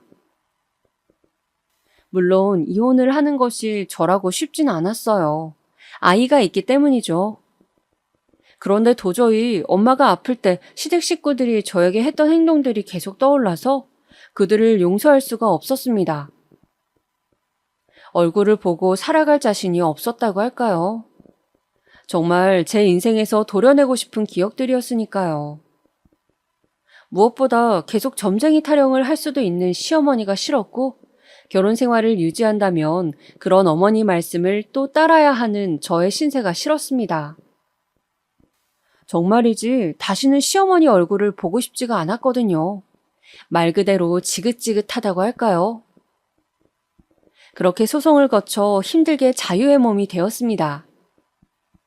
돌이켜 생각해보면 그때 어머니가 꿈에서 저에게 무당옷을 입고 나타나신 것은 지금 생각해도 신기한 일인데 어머니가 딸인 저를 지옥 같은 시댁에서 구해준 것이 아닐까 하는 생각을 합니다. 무엇보다 제가 드리고 싶은 말씀은 종교든 점이든 뭐든 너무 맹신하는 것이 얼마나 위험한 일인지 많은 분들이 알았으면 좋겠습니다. 다른 사람에게 특히 그런 것을 강요하는 것은 또 다른 형태의 폭력이라는 것도요. 이혼 후 건너 시댁 소식을 들으니 김도사가 사기꾼이라는 걸 알고 어머님은 다른 점집을 또 다니기 시작했는데 거기서 말한 대로 투자를 했다가 많은 손해를 입고 망연자실하신 상태라고 들었습니다. 어머니는 김도사가 사기꾼인 걸 알고도 또 다른 점쟁이에게 간 것이죠. 도대체 그렇게 당하고도 왜 아직도 정신을 못 차리시는 건지. 그냥 평생 저렇게 사실 것 같습니다. 지금까지 제가 어떻게 이혼을 하게 되었는지 그 눈물 나는 사연을 말씀드렸는데요. 들어보니 어떠신가요? 정말 기구하지 않나요? 지금까지 제 이야기 들어주셔서 감사하고 또 구독자분들의 가정은 저와 달리 항상 평온하시고 행복하시기를 기원하겠습니다. 제가 이렇게 남들의 행복을 빌어줘야 저에게도 다시 행복이 오지 않을까요? 그럼 오늘 하루도 즐겁게 보내시길 바랍니다.